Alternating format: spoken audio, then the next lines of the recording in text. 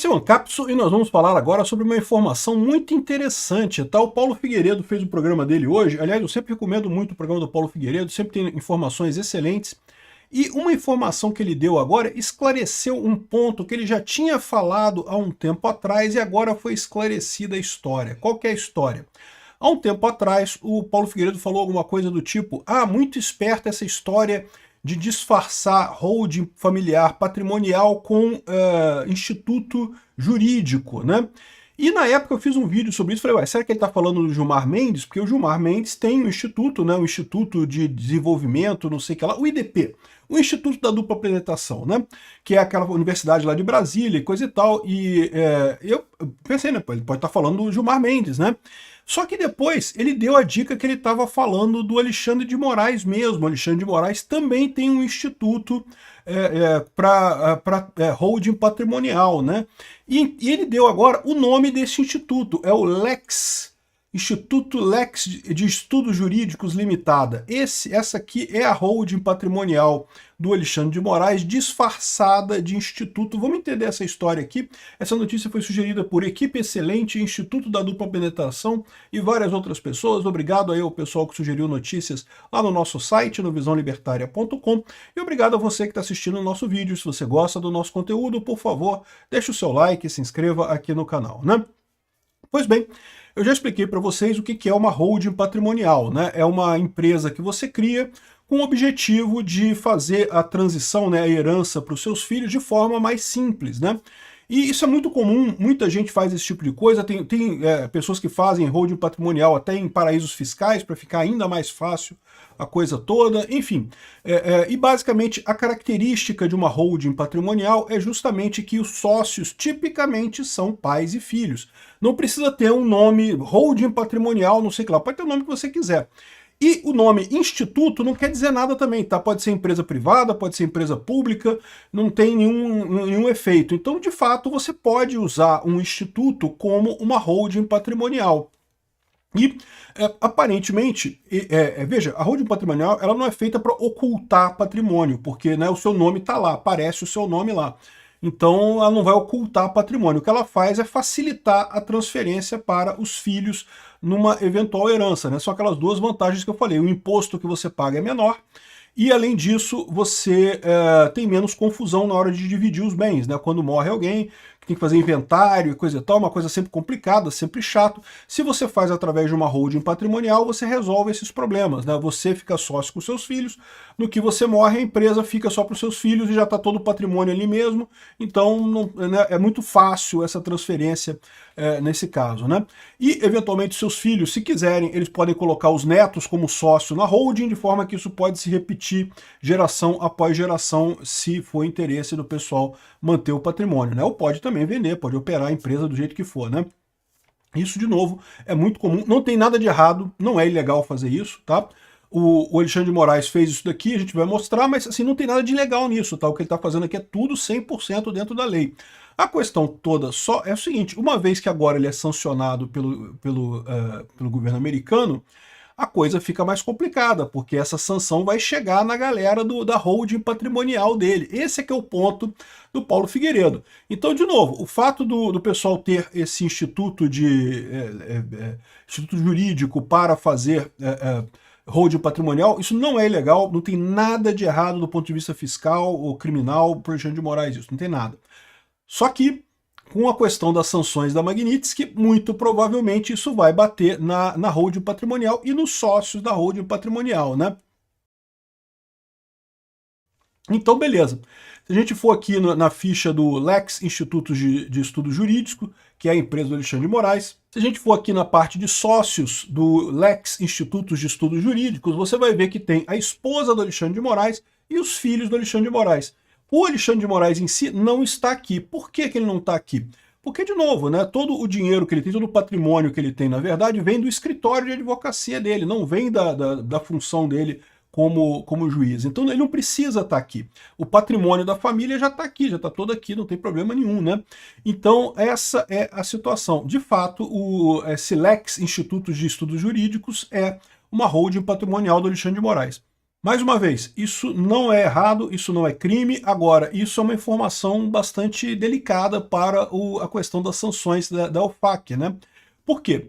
Em princípio, ele só tem coisas aqui no Brasil. Então, se ele só tem coisas aqui no Brasil, não tem problema. Imóveis aqui no Brasil, isso não é afetado pelas sanções, né? Agora, se ele tiver dinheiro em algum banco aqui no Brasil, se a holding tiver dinheiro em algum banco aqui no Brasil, isso pode dar problema. Mais do que isso, pode justificar exatamente as sanções da OFAC a todas as pessoas ligadas ao Alexandre de Moraes, no caso, os filhos e a mulher dele. O ponto aqui que o Paulo Figueiredo trouxe é justamente a informação de que existe essa holding patrimonial. E não é pouca coisa não, tá? Porque aí uma coisa muito engraçada que a gente vê, né? As matérias da esquerda querendo brigar com o Alexandre de Moraes, lá na época que a esquerda era contra o Alexandre de Moraes, né? Então, por exemplo, tem aqui uma matéria aqui essa aqui nem é tão antiga, essa aqui é recente, ó. Mercado de palestras de ministros tem empresas especializadas em intermediar pagamento de cachê.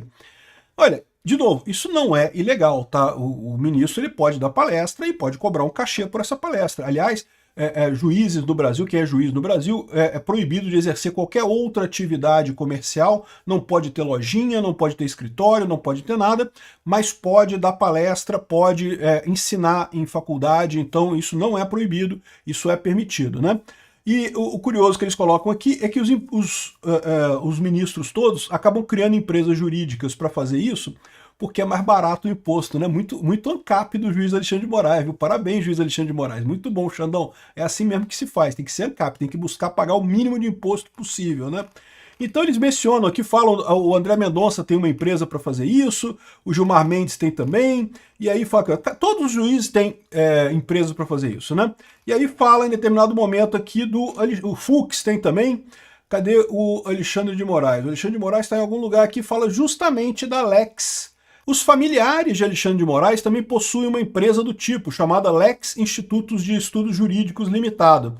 O ministro fazia parte da estrutura da empresa, mas se desligou ao assumir o cargo no governo de São Paulo. Então, lá atrás, lembra, o Alexandre de Moraes era promotor, até então era classe média, coisa e tal, já era metido em política, mas era um cara meio ali tranquilo, né? Funcionário público, só um funça rico, né?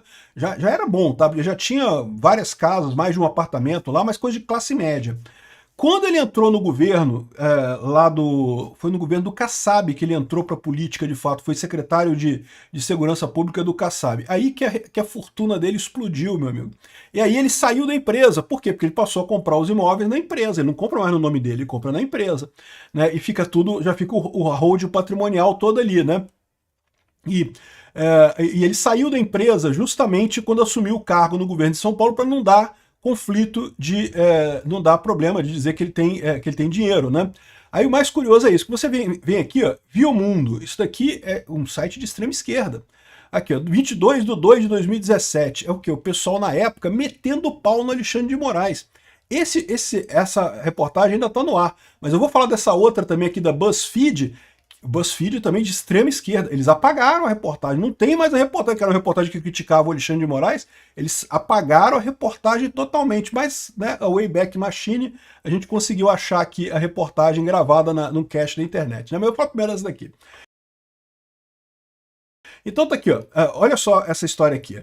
Em reportagem intitulada Alexandre de Moraes acumulou patrimônio milionário no serviço público, o site BuzzFeed revela que entre 2006 e 2009, como membro do CNJ e secretário do Kassab, o ministro comprou 8 imóveis de 4,5 milhões de reais.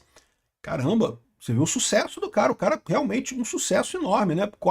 8 imóveis de 4,5 milhões de reais. Esse valor aqui não é o valor atualizado do imóvel, não, é o valor que foi declarado na hora de vender, de comprar o imóvel lá, comprou no nome da Lex, não sei das quantas, a holding dele aqui no Brasil, né? Ou seja, é justamente aqui, se você clicar aqui, ó, ops, a página subiu, a página não existe mais. Pois é, não existe mais porque os esquerdopatas passaram a gostar do Alexandre de Moraes e apagaram, mas tem aqui, ó, Alexandre de Moraes acumulou patrimônio milionário no serviço público entre 2006 e 2009, né? Então tá aqui contando essa história que ele antes de assumir o cargo, quando ele deixou o governo Alckmin em 2005, o ex-promotor de justiça Moraes tinha um patrimônio de classe média. 2 apartamentos no bairro de Saúde e Aclimação, classe média na capital paulista. Então, assim, ele já era bem. Ter 2 apartamentos de classe média em São Paulo, tá bem, né? Saúde e aclimação são bairros bons lá em São Paulo, né? E uma casa, ainda tem uma casa para passar final de semana ainda, ou seja, o cara já tinha dinheiro, mas era coisa de classe média, né? É o que eu falo para você, às vezes as pessoas têm essa ideia assim, porque ele ganha 50 mil por mês, é milionário. Não, meu amigo, 50 mil por mês não dá para juntar milhão, não. Aquele apartamento que o Barroso comprou lá em Miami, que não sei quantos milhões de dólares, não dá para juntar isso com 50 mil por mês. 50 mil por mês é um bom salário. Você consegue ter uma casa de classe média alta, né? Uma casa boa. Mas um apartamento daquele, não dá não. Aí, ó, fala aqui, ó. Então esse era o patrimônio deles. E parece que a esposa dele recebeu de herança parte de um terreno num bairro lá de Santo Amaro, na zona sul da capital, né? Em novembro de 2006, Moraes adquiriu o apartamento de 332 metros quadrados pelo preço de 2,03 milhões. O imóvel ocupa um andar inteiro no edifício Brazilian Art, no Itaim Bibi. Itaim Bibi é luxuoso, né? Bairro nobre da zona oeste de São Paulo. Tá aqui o apartamento, é um por andar, meu amigo. Um documento do cartório diz que o apartamento foi comprado exclusivamente com recursos da mulher do ministro, a advogada Viviane Barsi, não tendo seu marido contribuído de forma alguma para o seu pagamento. Ou seja, por que isso? De novo, porque o dinheiro do Alexandre de Moraes vem do escritório de advocacia, né? O dinheiro é do escritório, não é dele. O salário dele como juiz e coisa e tal, como secretário de segurança lá, é merreca. É sempre assim. Inclusive hoje, do mesmo jeito, o salário de 50 mil que ele ganha lá no STF, ele tá meio que cagando para isso, não faz diferença. 50 mil é trocado para ele, né? Enfim, aí tem mais aqui, que hoje é a residência do ministro, fica encravado numa das regiões mais nobres de São Paulo, em frente a uma das entradas do Clube Pinheiro, né? Aqui tinha a foto, infelizmente não foi preservada aqui no Web Archive, né? Preço no papel, que está declarado 1,82 milhões, né? Porque lembra, quando você compra um imóvel, você compra por um valor. Esse imóvel ele vai valorizar ao longo do tempo. Mas você não precisa declarar essa valorização. Você continua declarando ele no valor que você comprou até o momento que você vende ele. Quando você vender ele vai ter uma valorização, né? Seriam 3 milhões atualizados se fosse agora, ou 4,1 milhões segundo a tabela da prefeitura. Enfim, aqui ó, a propriedade desse apartamento foi transferida para sua empresa, Alex Estudos Jurídicos. Então tá aqui a esquerdalhada dando toda a fita do Alexandre de Moraes já aqui pro pessoal da Lei Magnitsky, né? Mas, de novo, imóveis no Brasil não tem problema. A questão que eu falo para vocês, que é muito comum quando a pessoa já tem um certo dinheiro, né? É que o próximo passo é ter um apartamentinho lá nos Estados Unidos, né? Ter uma casinha humilde lá nos Estados Unidos, poder passear de vez em quando lá e coisa e tal. Se tiver isso, se acharem essa ligação com Alex ou com qualquer outra empresa lá nos Estados Unidos, esse imóvel lá seria confiscado pelo governo americano, né? Enfim, as compras continuaram na gestão Kassab, que continuou comprando mais um monte de apartamento, um monte de imóvel, casa de campo, terrenos comprados por Moraes e não sei o que lá, e juntou mais isso, e juntou mais aquilo. Comprou sítio em São Roque, né? Uma parte de uma propriedade de 40 hectares, no município de Inimutaba, né? Ou seja, repara que isso tudo aqui foi levantado pelo pessoal da esquerda, né? Eles levantaram isso aqui na época que eles queriam criticar o Alexandre de Moraes, né? Aqui, ó, compras de imóveis não coincidem com a atuação da iniciativa privada. Aí vem a outra coisa que ele coloca aqui. Porque, em tese, você pode imaginar que o dinheiro foi do escritório da mulher dele, então foram coisas legítimas, né? Mas, segundo diz o pessoal aqui, parece que não. A banca de advogados fundada por Alexandre de Moraes, que levava o nome dele, né, era Alexandre de Moraes Advocacia, foi rebatizada com o sobrenome de Viviane após ele assumir o ministério. Hoje chama-se Barsi de Moraes Advogados Associados. E, em outubro, o jornal Folha de São Paulo revelou que a firma do ministro recebeu 4 milhões da JHSF, que foi uma das empresas investigadas na Operação Acrônimo. A Operação Acrônimo apurou a venda de sobras eleitorais, de recurso eleitoral, lavagem de dinheiro através de empresas e coisa e tal, né? Então foi preso um monte de gente ligada ao PT e ligado ao Pimentel. Fernando Pimentel, vocês lembram? Chegou a ser ministro do Lula na gestão do Lula passada, chegou a ser governador de Minas Gerais e estava envolvido nessa coisa aqui, né? E parece que o Alexandre de Moraes recebeu o dinheiro de uma empresa que estava sendo investigada nesse caso, né? Enfim, tanto a empresa quanto o ministro disseram que os valores são legais e foram pagos por trabalhos advocatícios prestados pelo escritório. Pode ser. Agora a grande questão é essa, né? O escritório antes era um escritório merreca. Quando o ministro virou político, começou a atuar politicamente, aí o escritório começou a faturar altas fortunas, né? Que coincidência, né? Uma coincidência assim, impressionante, né? E aqui ele continua, que depois disso continuou subindo o patrimônio do Alexandre de Moraes, coisa e tal, e guardando tudo na tal Lex, Instituto de Estudos Jurídicos, né? Que é a empresa que está agora no nome da esposa dele e dos filhos dele, a holding patrimonial dele. Então, de novo, isso aqui tudo, em princípio, não tem nada de ilegal nessa história, né? Assim, é estranho, mas não é ilegal necessariamente. Aqui, ó, patrimônio de Alexandre de Moraes e família cresceu 691%, olha que coisa, né? O que pode acontecer é que através dessa holding e outras coisas pode ter coisa lá fora também. E aí se tiver coisa lá fora, aí o papo é outro, aí confisca mesmo. Ele está na lista do OFAC, ele perde mesmo que tiver lá fora. Obrigado por assistir o vídeo até o final. Além de curtir, compartilhar e se inscrever no canal, considere se tornar patrocinador com valores a partir de R$ 1,99. Clique no botão Seja Membro abaixo para saber as condições e vantagens de patrocinar o canal. Mais informações sobre o nosso projeto, visite nossos sites indicados na tela.